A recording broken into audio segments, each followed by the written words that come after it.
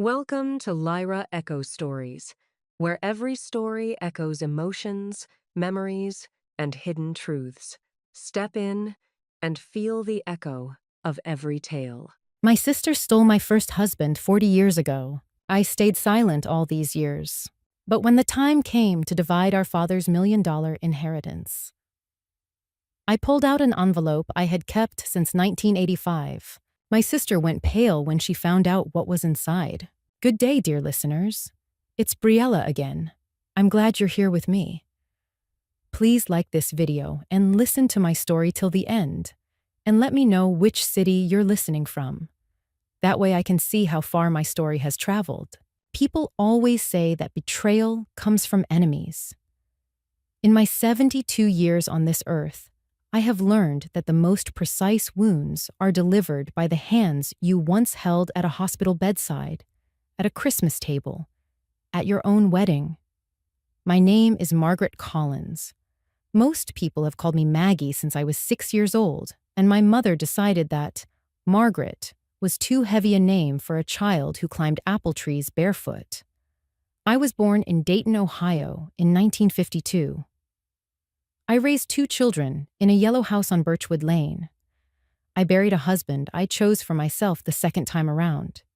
And I kept a secret for 40 years that I never once intended to use, until the morning my father's estate attorney called and told me the number that would change everything. But let me start where every honest story starts. At the beginning, my sister Diana was 18 months younger than me. Growing up, people confused us for twins. Same dark hair, same green eyes, same stubborn jaw we inherited from our father, Harold Whitmore. Daddy was an engineer who built a small but serious manufacturing business outside of Dayton in the 1960s. He was not a warm man. He was precise, demanding, and convinced that money was the only language the world truly understood. But he provided. Our house was large. Our educations were paid for. And Diana and I, despite our differences, were close. Or so I believed for most of my adult life. I met Ronald Collins in the spring of 1978. He was 27. I was 25, and he had the kind of confidence that fills a room before the man himself enters. We married in October of that year in Daddy's backyard, under a white tent with yellow ribbons because I'd always loved yellow. Diana was my maid of honor. She caught my bouquet. She danced with Ronald twice at the reception, and I remember thinking it was sweet. My husband and my sister getting along. We had 6 years together. Not perfect years. Ronald traveled for work, sold commercial equipment across 3 states, and there were stretches, weeks sometimes, when he was more absence than presence. But we had our rhythm. Our daughter, Carolyn, was born in 1980. Our son, Peter, in 1982. I was building a life the way you do when you're young. One ordinary day at a time, not looking too closely at the seams. The first warning sign, I now understand, came in the summer of 1983. Diana had gone through a difficult breakup with a man named Gary, someone she'd dated for 2 years, who left her, she said, without explanation. She was devastated in the theatrical way Diana always handled pain, loudly, with an audience. I invited her to stay with us for 2 weeks. She stayed for 6. Ronald, to his credit, never complained about it. In fact, he seemed lighter somehow during those weeks, more present. He came home earlier. He made jokes at dinner. I was grateful, I remember, that having Diana around seemed to brighten him. What a fool gratitude made of me. By the fall of 1984, I began noticing things I filed away as nothing. Ronald starting taking longer on his sales routes. Phone calls he took in the garage. A receipt I found in his jacket pocket for a restaurant in Columbus I had never been to. A nice restaurant, not a client lunch kind of place, but a candles on the table kind of place. When I asked, He said it was a client dinner. I believed him, because belief is easier than the alternative. Diana, meanwhile, had moved into an apartment 20 minutes away and seemed changed, quieter around me. She stopped dropping by unannounced, which had always been her habit. When I called, she was often unavailable. When we did meet, for Sunday dinners at Daddy's house, she watched Ronald across the table with an expression I could not name then, but can name now without hesitation. Guilt. I told myself I was imagining things. Tired mothers of a 4-year-old and a 2-year-old imagine things. Then came March of 1985. I had driven to Diana's apartment to drop off a casserole. She'd mentioned feeling under the weather, and I was that kind of sister then. The kind who showed up with food. I knocked. No one answered. I tried the door. She'd always kept a spare key above the frame, an old habit from our childhood house. The key was there. I opened the door. Ronald's coat was on her kitchen chair. His briefcase, the brown leather one I'd given him for Christmas in 1982, was on her kitchen floor. And from the back of the apartment came sounds I will not describe in detail, because some things a woman carries in her chest, not in her words. I closed the door. I walked back to my car. I sat in Diana's parking lot for 45 minutes, and I did not cry, not then. Instead, with a steadiness that surprised even me, I reached into my purse, took out the small notebook I used for grocery lists, and I wrote down the date, the time, and exactly what I had seen. March 14th, 1985, 2:17 p.m. I did not know yet why I was writing it down. I only knew that I was. I drove home in silence. Carolyn was at preschool. Peter was with my neighbor Ruth, who watched him on Tuesday afternoons. I had 2 hours alone in my yellow house on Birchwood Lane, and I used them in a way I had not expected. I sat at the kitchen table and I took inventory, not of my emotions. I would deal with those later, and I did. Years later, in ways both productive and not. What I took inventory of, that Tuesday afternoon in March of 1985, was facts. What I knew, what I could prove, what I could not. I knew my husband was sleeping with my sister. I had seen his coat, his briefcase, had heard what I heard, but I had not seen them together. In a court of law, and even then, some practical part of my brain was already thinking in those terms. I had circumstantial evidence at best.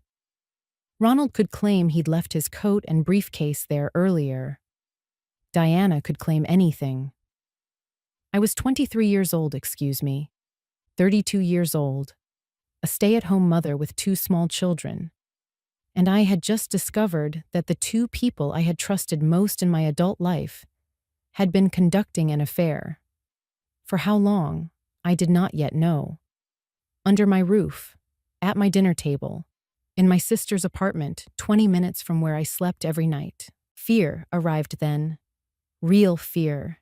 The cold kind that settles in your stomach and doesn't announce itself loudly. What would happen to Carolyn and Peter if I confronted this and the marriage ended? I had no income of my own. Ronald controlled the finances. We had a joint account, yes, but he managed it, and I had, with a wife's blind trust, never questioned that arrangement. I had a college degree, English literature, Kenyon College, 1974, that had never translated into a paycheck. I was, in the arithmetic of 1985, dependent. That realization frightened me more than the betrayal itself. And it is a particular kind of fear, the kind that comes from understanding your own vulnerability, that either breaks a woman or makes her very, very deliberate. It made me deliberate. I did not confront Ronald that evening. When he came home at 6:30, earlier than usual, I noticed, which told me he had left Diana's apartment after I had, which meant they hadn't noticed the door. I made dinner: pork chops, green beans, cornbread from the box. I watched him at the table. He was relaxed, affectionate even. He helped Peter cut his meat. He asked Carolyn about her day at preschool. He looked at me and smiled and said the cornbread was good. And I smiled back and said thank you. And I thought, you don't know what I know. That thought, for better or worse, was the first solid ground I had stood on all day. Over the following 2 weeks, I began doing things I had never done before. I opened a savings account at a different bank, the Ohio Savings on 5th Street, not the First National where Ronald and I held our joint account. I deposited small amounts, $20 here, $40 there, money skimmed carefully from the grocery budget, the kind of amounts a household manager could adjust without raising flags. I was not stealing. I was preparing. There is a difference, though it is a fine one, and I understood even then that I was walking a line. I also began writing. Every suspicious incident, every unexplained absence, every receipt or phone call or shift in behavior that I had previously dismissed. I documented it all in a composition notebook I kept in my winter coat pocket. A place Ronald never searched because Ronald never did laundry. Dates, times, observations. The language of someone who had decided that evidence mattered. And then I did something that took more courage than any of the rest of it. I drove to the public library and I researched divorce law in Ohio. In 1985, Ohio was not a no-fault divorce state in any simple sense. Fault still mattered, and adultery was a recognized legal ground. I photocopied 3 pages from a legal reference book. I folded them into my composition notebook. I sat in the library parking lot afterward, and I asked myself the question that had been circling since that Tuesday afternoon. What exactly do you want, Maggie? Not revenge. I want to be clear about that, even now, 40 years later. What I wanted was fairness. I wanted to not be left with nothing. I wanted my children to have stability. And I wanted, this is the part that is harder to explain, a record. Some physical proof that what had happened to me had, in fact, happened. That I was not a woman who imagined things. That it was real. I began my plan with that in mind. 3 parts, simple and sequential. First, document everything. Second, consult a lawyer quietly, without Ronald's knowledge, using the money I was saving. Third, wait for the right moment, which I understood instinctively would not be the moment I chose, but the moment the situation created. I was 32 years old, and I was patient in a way that surprised me. I had always thought of myself as impulsive, quick to laugh, quick to argue, quick to forgive. But grief, I discovered, produces a version of yourself you've never met. Mine was methodical. Mine kept records. The first letter arrived 6 weeks after the afternoon in Diana's parking lot. I had not expected letters. But Ronald, whatever his other failings, was a man who expressed himself in writing when he was trying to be romantic. It was, in fact, one of the first things that had attracted me to him, years ago. He had written Diana letters, and Diana, in whatever recklessness or sentimentality governed her in that period, had not destroyed them. I know this because one of them found its way to me. It came in a plain white envelope addressed in a handwriting I recognized, but told myself I didn't. Slipped through the mail slot on a Wednesday morning while I was getting Peter dressed. No return address. Inside was a single folded page. At the top, in Ronald's handwriting, was Diana's name. What followed was 3 paragraphs that made the nature of their relationship unmistakably, legally, permanently clear. Someone had sent it to me. To this day, I do not know who. A neighbor who had seen something. A friend of Diana's with a conscience. Someone at the restaurant in Columbus who had recognized Ronald from a previous visit with me. I never found out. But the letter was real, and it was in his handwriting, and I held it at the kitchen table with both hands and understood that the moment the situation would create had just arrived. I put it in an envelope. I wrote the date on the outside, April 28th, 1985. I put it in the drawer beneath my winter sweaters, behind a box of Christmas ornaments where no one ever looked. And I thought, not yet, but someday. The lawyer's name was Patricia Holm, and I found her through a woman at my church. Not a friend exactly, but an acquaintance named Beverly, whose own divorce 3 years earlier had been, as Beverly put it quietly over coffee after the Wednesday service, handled correctly. Beverly gave me Patricia's name without asking questions.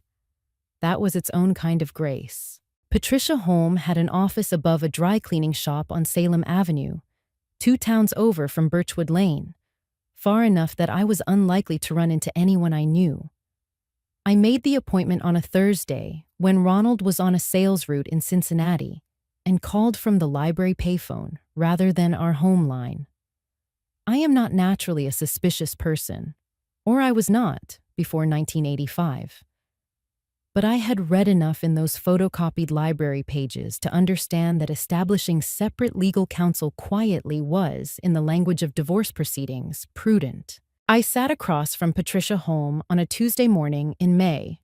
Peter left with Ruth for the morning on the pretext of a dentist appointment, and I placed 3 things on her desk: my composition notebook, the photocopied library pages, and the envelope dated April 28th. 1985. Patricia was in her mid-40s, gray at the temples, with reading glasses she wore on a beaded chain, and a manner that was neither warm nor cold, but precise in the way I had come to associate with competence.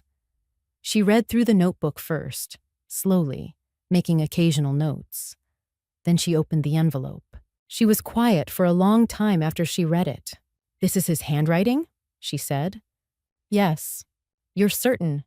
"I have 6 years of birthday cards, grocery notes, and work messages in that handwriting. I am absolutely certain."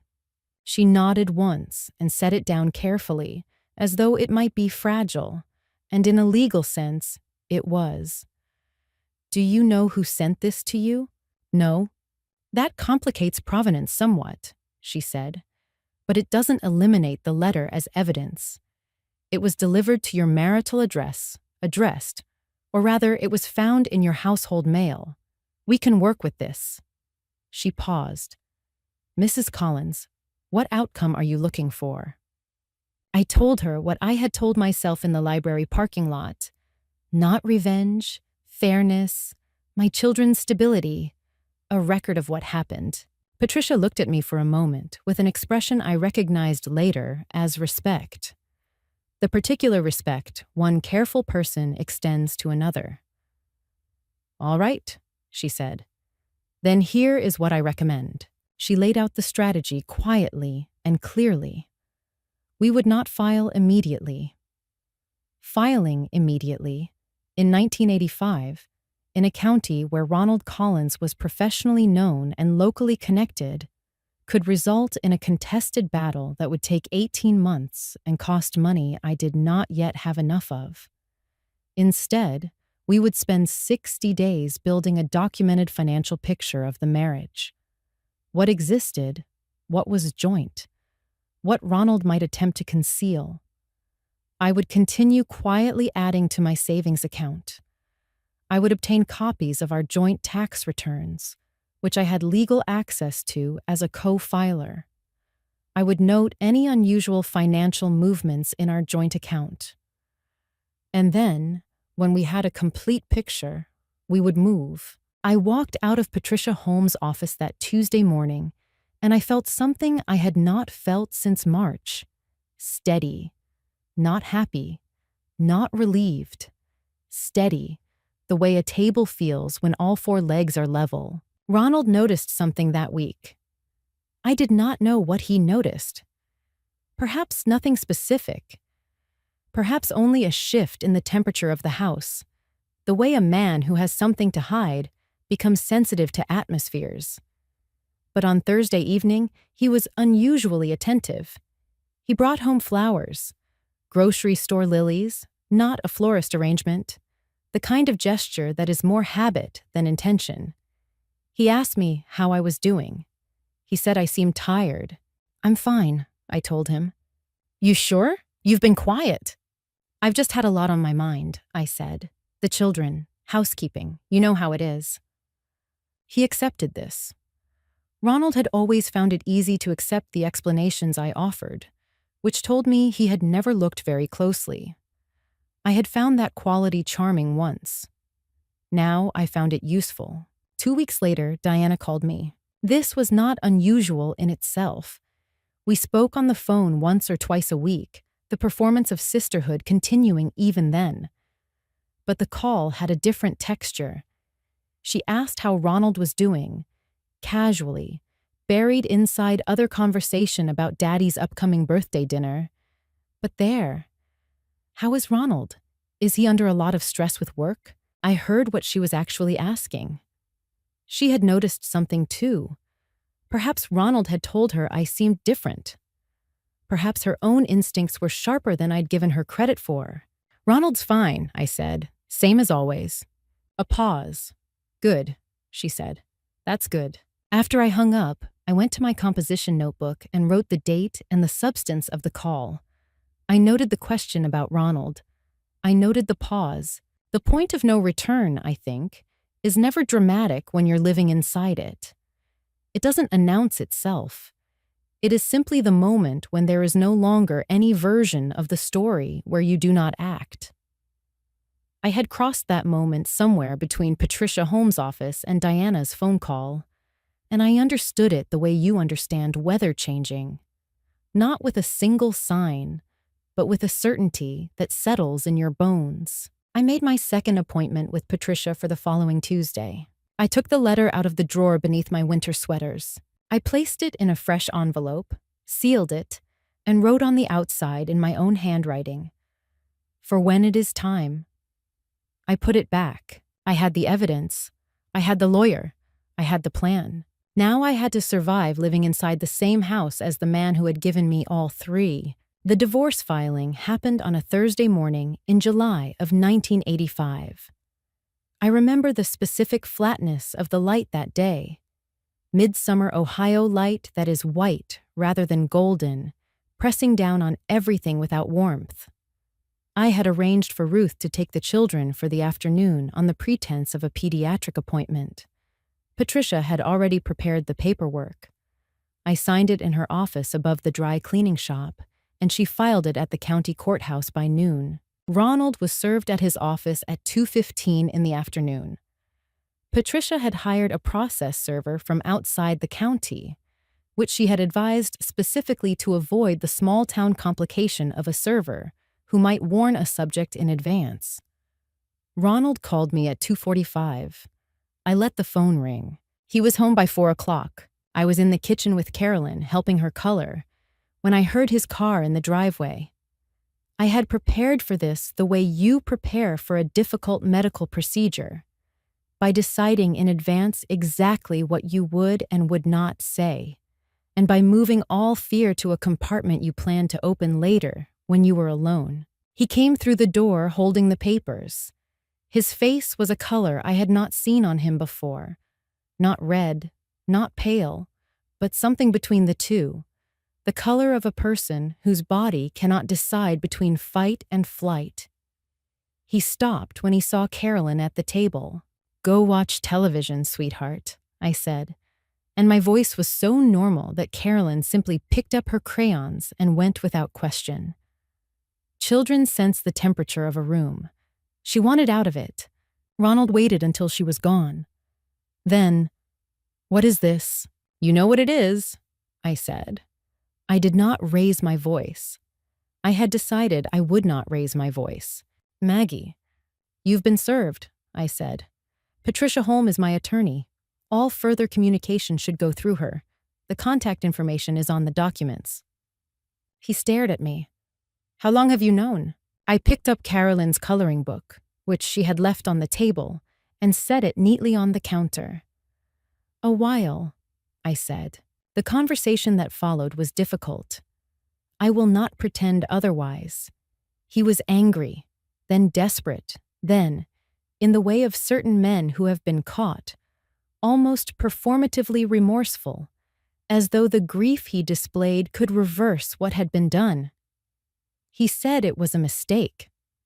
He said it was over. He said he loved me.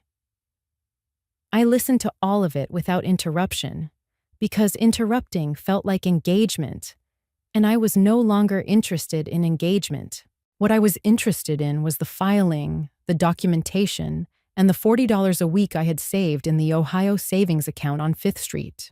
Diana called 2 days later. She had clearly spoken with Ronald. The call began with an apology, elaborate, tearful, in Diana's particular style of apology that centers the apologizer's suffering rather than the recipient's. She was sorry. She hadn't meant for it to happen. She had been lonely, and it had gone too far. She loved me. She didn't want to lose her sister. I listened. And then I said, quietly and clearly, "Diana, I've retained an attorney. I'd prefer not to discuss the details of my divorce proceedings with a party to the proceedings." A silence. Then, "A party to the proceedings? Maggie, I'm your sister." "I know who you are," I said, and I hung up. 3 days later, the escalation came. Ronald appeared at the house, which Patricia had advised him was still my legal residence and that he was not to disrupt, with Diana beside him. This was a tactical decision on their part. I understood it immediately. Together, they presented a united front. Ronald spoke first. He wanted to discuss the situation civilly. Then Diana spoke. She thought we could find a resolution that didn't involve the courts. And then Ronald said the thing that was, I think, intended to break me. "If this goes to court, Maggie, I'll fight for full custody. You don't have income. I do. A judge will see that." There it was. The threat. The thing they had calculated would frighten me most. I looked at the two of them standing on my porch. My husband and my sister. The two people whose betrayal had been the education of my adult life. And I felt something click in my chest that I can only describe as a lock engaging. "I have a letter," I said. "Written in your handwriting, Ronald, to my sister, describing in specific terms a relationship that has been ongoing for at least 2 years. Dated 1985. Patricia has a copy. The original is in a location that is not in this house. If you pursue a custody battle, that letter becomes part of the public court record. Every client you have, every person in this county who knows your name, will have access to it." I paused. "Do we understand each other?" They both went very still. "Where did you get that?" Ronald said. His voice had changed. "That's not relevant," I said. "What's relevant is that I have it. My attorney has a copy, and it will be used if necessary." They left. Not gracefully. There were words exchanged that I choose not to repeat, because they reflect more poorly on the speakers than on me. But they left. I closed the door. I walked to the kitchen. I poured myself a glass of water, because my hands needed something to do. Then I sat down at the table, the same table where I had helped Carolyn color, where I had fed my children dinner for 6 years, where I had been an ordinary wife in what had turned out to be an unordinary marriage. And I let myself shake for about 4 minutes. Then I stopped. I called Patricia and told her what had happened. She was not surprised. "Good," she said. "You handled it correctly. Now give yourself the weekend. Monday we move forward." I gave myself the weekend. I asked Ruth to take the children Friday through Sunday. Ruth, dear Ruth, who never asked for explanations and always provided sandwiches. And I spent 3 days in the yellow house on Birchwood Lane doing almost nothing. Reading. Sleeping more than I had in months. Walking to the end of the block and back in the evening light. letting my body remember what rest felt like. On Monday morning, I was ready. The divorce was finalized in the spring of 1986. Ohio law, the letter, and Patricia Holmes' methodical documentation of our marital assets made Ronald's custody threat, which he ultimately did not pursue, a bluff called cleanly and correctly. I received the house on Birchwood Lane, primary custody of Carolyn and Peter, child support structured through the court, and a settlement that reflected a fair division of what 6 years of shared life had built. Ronald received his freedom. I believe, in his way, he considered it a good outcome. Diana and he were married the following year. I attended neither the engagement party nor the wedding. Daddy did attend. This was its own wound, quiet and steady, the kind that doesn't bleed but aches for years. Because Daddy had always liked Ronald and found the situation, as he said with characteristic bluntness, unfortunate, but resolved. Daddy was not a man who lingered on the emotional dimensions of things. I did not speak to Diana for 7 years. This was not a dramatic decision, not a proclamation made in anyone's presence. I simply stopped responding to her attempts at contact, the cards at Christmas, the phone calls at birthdays, and eventually she stopped making them. Our estrangement became the family's open secret, the thing nobody discussed at Daddy's birthday dinners, the gap at the table where a sister used to sit. I want to be honest about the years that followed the divorce, because this story is only honest if I am honest about all of it. They were not easy years. Single motherhood in 1986 was not the narrative triumph it is sometimes imagined to be in retrospect. It was exhaustion. It was Carolyn asking why Daddy didn't live with us anymore, and Peter crying at night without being able to say for what, and me sitting at the kitchen table after they went to sleep, balancing the household budget down to the last $12, wondering if I had made the right choice. I had made the right choice. But the right choice does not inoculate you against hard years. Then, when Carolyn was 12 and Peter was 10, Ronald tried something different. He and Diana came to Birchwood Lane on a Sunday afternoon, the first time she had been to my house since the marriage ended. The pretext was the children. Ronald wanted to discuss adjusting the visitation schedule. Diana came for moral support, which was so transparent a manipulation that I almost laughed. They sat in my living room with the careful posture of people who have rehearsed their visit, and Ronald made his request, a reasonable-sounding request about summer visitation designed to seem cooperative. And then Diana leaned forward and said, in her softest voice, "Maggie, I think we've all suffered enough from this. Don't you think we could find a way to move forward?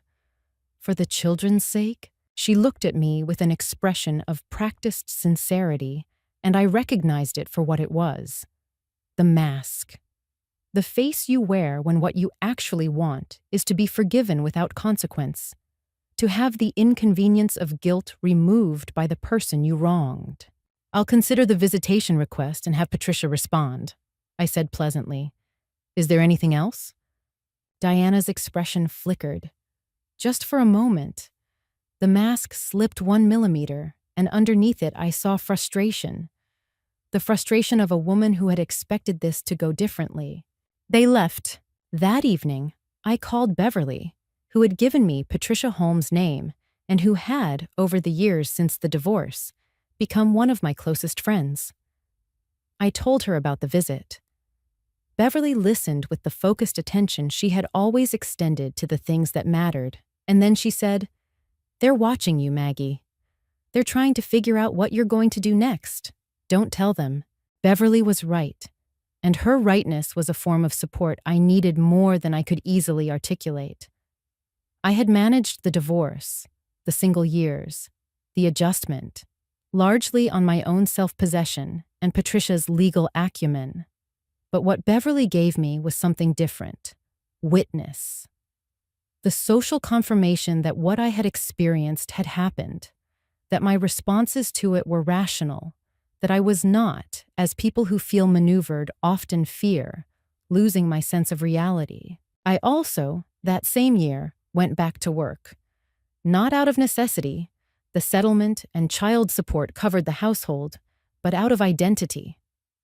I had an English degree from Kenyon College and 12 years of self-taught financial management from running a household, and I turned those things into a position at a small accounting firm in Dayton that needed someone to handle client correspondence and office administration.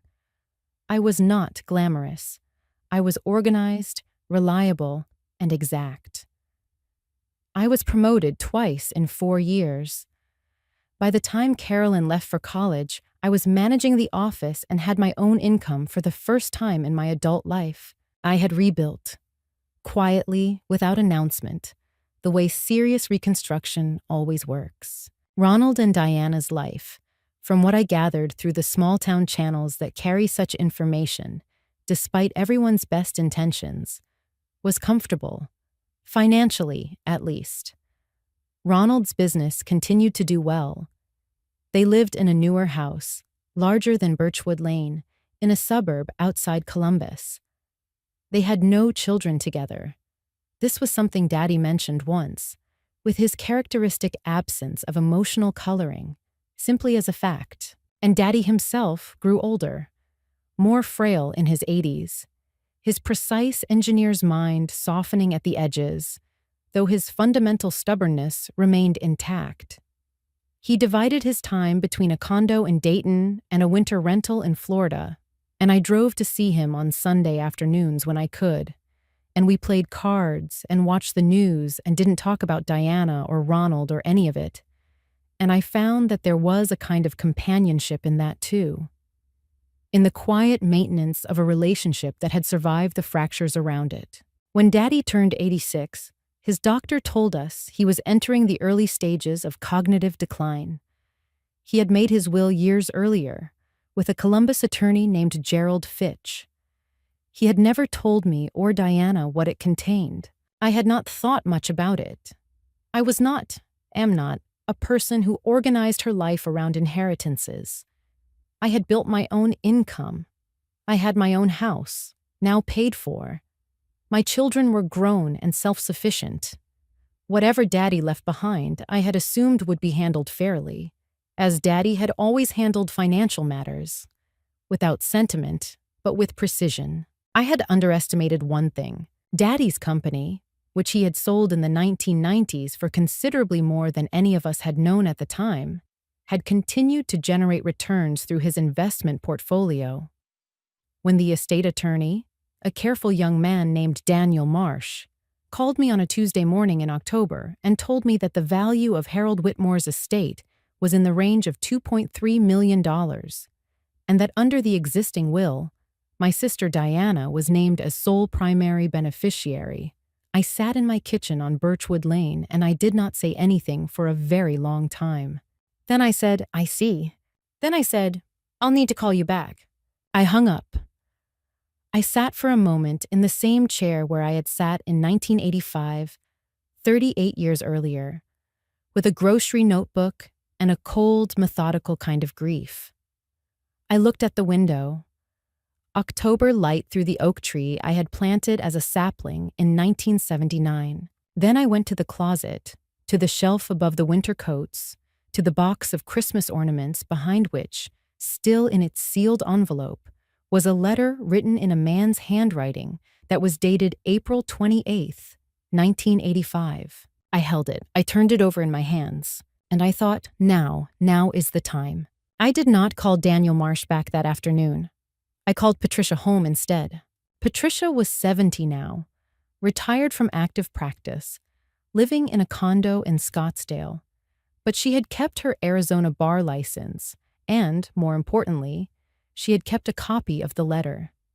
I had asked her to, decades ago, with the vague and unspecified instinct that a woman who had been thorough about everything else should also be thorough about this. "Patricia," I said, Daddy died last month and his estate is $2.3 million and Diana is the sole beneficiary. A pause. Then, and you want to contest? I want to understand my options, I said. You have them, she said. Call me tomorrow. I'll have thought it through by then. The next morning, before I could call Patricia back, Diana arrived at Birchwood Lane. She came alone, without Ronald, which I noted, because it was tactical rather than sentimental. Ronald's presence would have read as aggression. Diana alone read as an olive branch, as a sister, as family. She had learned something in 38 years. I gave her that. She stood on my porch in a wool coat I recognized as expensive, the kind of coat that cost what my first month's salary at the accounting firm had been, and she held a casserole dish covered in foil. I looked at the casserole dish and I almost laughed. Some performances are so precisely repeated as to become almost artistic. I thought we could talk, she said. I let her in. Not because I trusted her, but because I wanted to hear what she had prepared. We sat at the kitchen table with coffee. I made a full pot, methodically, while Diana settled and arranged herself, and she began. She was sorry about Daddy. She missed him terribly. She hoped I was all right. The casserole was a pot roast because she remembered I liked pot roast. Had I spoken to Daniel Marsh? Yes. She thought it must have been a shock, the will. She had been surprised, too. She wanted me to know that. She had never asked Daddy to arrange things that way. She paused here, and I said nothing, so she continued. She said she wanted to be fair. She said family was more important than money. She said perhaps they could come to an informal agreement, something among sisters, without lawyers, without courts, without what she called gently, in a voice designed to sound compassionate, dragging old history into something that should be simple. There it was, old history, the 38 years, the letter, the divorce, the thing she was most afraid I was planning to use. What kind of informal agreement did you have in mind? I said. She named a number. It was a generous-sounding number, $400,000, the kind of figure that sounds large if you don't do the math against $2.3 million. She said she'd been thinking about it since Daniel Marsh's call, and she thought it was fair. I considered the number. I considered the word fair, spoken by the person who had perhaps least right in this room to use it. I appreciate you coming, I said. I need to think about it. She brightened immediately. This was what she'd expected, what she'd driven here for. A hesitation she could work with.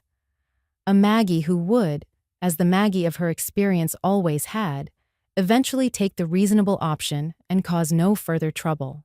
Of course, she said warmly. Take all the time you need. But Maggie... And here her voice shifted, the warmth thinning slightly beneath the performance. I do think the simpler this stays, the better. For everyone. For Carolyn and Peter, too. Imagine what it would be like for them if this became complicated. There. The second threat. The children. Even now, 40 years later, the reflex was to reach for the same weapon. I looked at my sister across my kitchen table. Carolyn was 43 years old. Peter was 41. They were not children who needed to be protected from the complexity of their grandmother's estate. They were adults who had been, their entire lives, quietly aware of what their aunt had done. The reference to them was not concern. It was leverage. I'll be in touch, I said. After she left, I sat at the table for a long time. The pot roast was probably good. Diana had always been a capable cook, but I didn't touch it. I felt, underneath the calm I had maintained throughout the visit, a flutter of something I had to identify carefully before I could address it. Not doubt, not temptation. Fear, but a specific kind of fear, the kind that comes from knowing that the next step you are about to take is real and consequential and cannot be undone. I let myself feel it. I sat with it for 20 minutes in the kitchen where I had lived my rebuilt life, Then I called Patricia home. She came with a casserole and an offer of 400,000, I said. Patricia was quiet for a moment. Then, out of 2.3 million. Yes. And the children mentioned. Yes. Another pause. Then Patricia said something I have quoted to myself many times since. Maggie, you have been patient for 38 years. Don't let impatience make you generous at the wrong moment.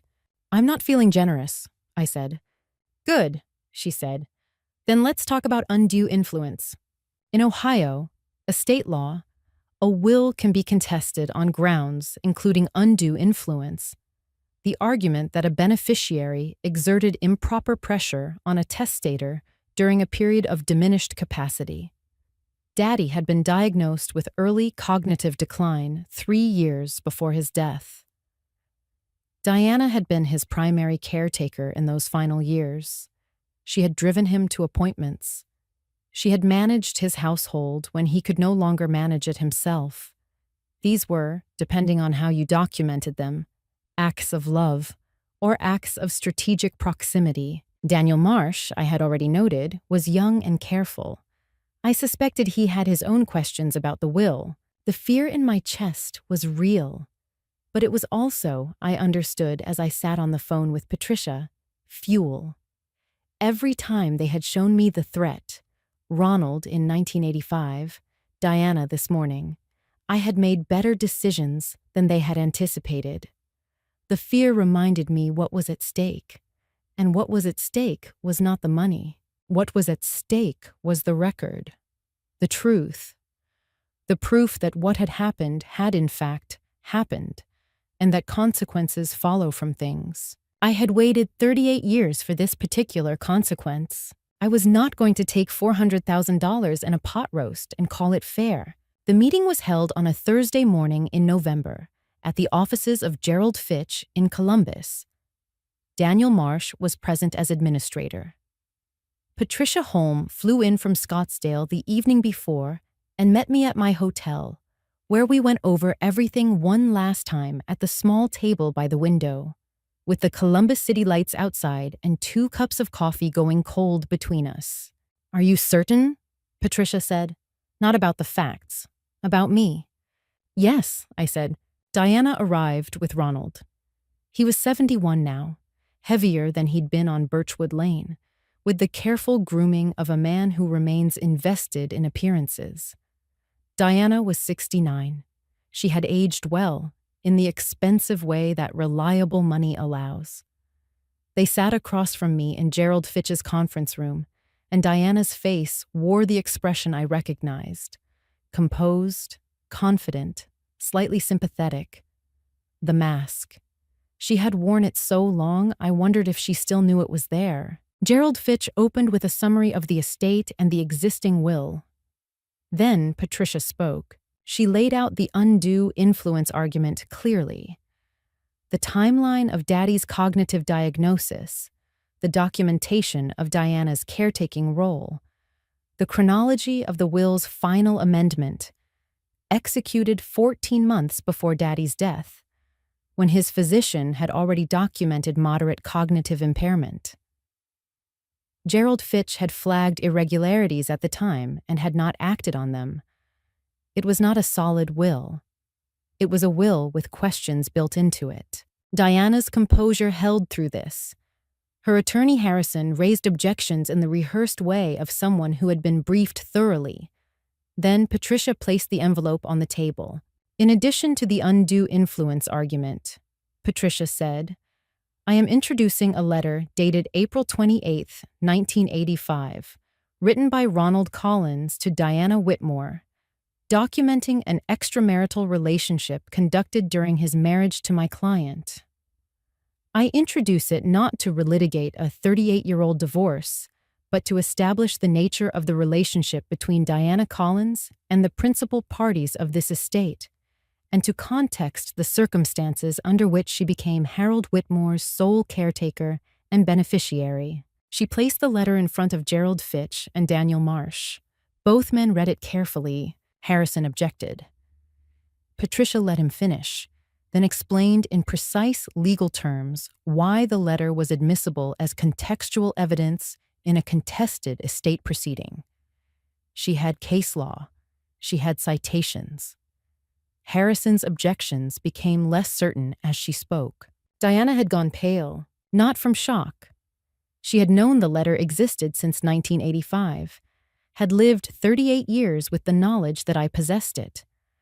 The paleness came from watching something she had calculated would never happen. The calculation had been that I would never use it, that I was not that kind of woman, that I would take the 400,000 and the pot roast and maintain my dignified silence, as I always had. She had mistaken patience for passivity. She had mistaken 40 years of waiting for 40 years of forgetting. "This has nothing to do with the estate," Diana said. Her voice had lost its practiced evenness. "Mrs. Collins," Daniel Marsh said quietly, "the letter is being introduced as contextual evidence in a proceeding involving undue influence during a period of documented cognitive impairment. The relationship history is relevant." "Ronald, say something," Diana said. Ronald said nothing. He was looking at the table. "Ronald!" Her voice sharpened. Harrison put a hand on her arm. She stopped, but her face told everything. The calculation exposed, the performance interrupted, 38 years of careful management suddenly up against a piece of paper that had waited in a box of Christmas ornaments since 1985. I sat with my hands folded on the conference table and my breathing even. Let the document speak, Patricia had told me. I had followed this. I had sat for 2 hours while the letter did, quietly and with full legal effect, the thing I had preserved it to do. At one point, Diana looked directly at me across the table. I met her eyes. I did not look away. I had nothing left to be afraid of. The court-supervised review took 7 months. Patricia handled it from Scottsdale with Columbus co-counsel Andrea Reeves. I drove to Columbus twice for depositions and once for a hearing, and spent the rest of those months in my house on Birchwood Lane, tending the garden and waiting with the patience I had practiced for 4 decades. The findings were not subtle. The court confirmed undue influence in the will's final amendment. Daddy's physician testified about his cognitive impairment. Gerald Fitch testified about irregularities he had noted and never acted upon. Most critically, Daniel Marsh presented financial records showing 3 transfers from Daddy's personal investment account to a joint account held by Diana and Ronald, conducted during the period of diminished capacity, totaling just over $200,000. Money Diana had not disclosed in her initial filing. In Ohio, this met the legal definition of financial elder abuse. Harrison withdrew as Diana's attorney. His replacement reviewed Patricia's discovery materials and reached the conclusion good lawyers eventually reach. There was no favorable path forward. Diana and Ronald settled. The will was set aside. Under Ohio's intestate succession law, the estate split equally between both surviving children, minus legal fees, and the $200,000 Diana and Ronald were required to repay before any distribution. Diana's net share, approximately $840,000. Mine, $1.1 million. The money was not why I had done it. But consequences are real, and I have never looked away from reality. When I told the children, Carolyn said, "Mom, you kept that letter for 38 years?" "Yes," I said. "Did you always know you'd use it?" Peter asked. "I kept it because I wanted a record," I said. Something that said, "This happened, and I didn't forget. I just stayed ready." Diana called once after settlement. She said what I had done was cruel. I told her that what she had done in March of 1985 had been its own cruelty, and that the difference between us was that I had waited for a legal process rather than acting personally. She hung up. I looked out at the oak tree, planted in 1979, 45 years of quiet growth through everything. I am still here. The truth is in the public record where it belongs. That was enough. The money was simply what happens when the truth finally has a proper audience. The year after the settlement, I sold Birchwood Lane and bought a smaller house in Yellow Springs, a college town full of old trees, and painted it the same yellow. Some continuities are worth keeping. I retired. Peter gave me watercolor paints. It turned out that painting was, like keeping a composition notebook, a matter of accuracy and patience. Beverly moved to Yellow Springs 3 months after I did, and we walked 3 mornings a week and ate dinner on Fridays. I called Patricia and asked if she'd ever seen the Grand Canyon. She lived 3 hours from it and had never been. We drove to the South Rim on a clear March morning and stood at the edge without saying much. Some things only require your presence. As for Ronald and Diana, the required repayment had exposed financial vulnerabilities long concealed. They sold the Columbus house and were renting. Ronald's heart had required 2 procedures. Diana had begun therapy, which I genuinely hoped was useful. I no longer wished her poorly. I wished her honesty, which requires more than health. It requires effort of one's own.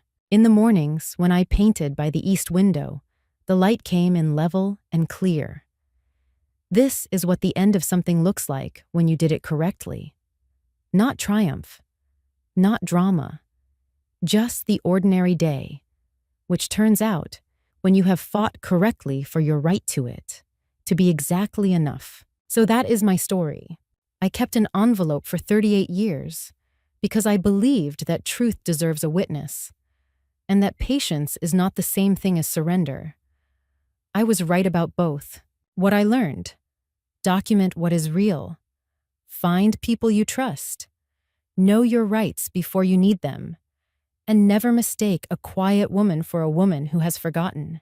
If you had been sitting at my kitchen table in 1985, holding that letter, what would you have done?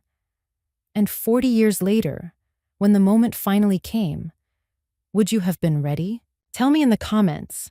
Share this story with someone who needs to hear it. Subscribe so you don't miss what comes next. Thank you for being here. It means more than you know. Thank you for being part of Lyra Echo Stories. If this story stayed with you, don't forget to like, subscribe, and share, because every echo never truly fades.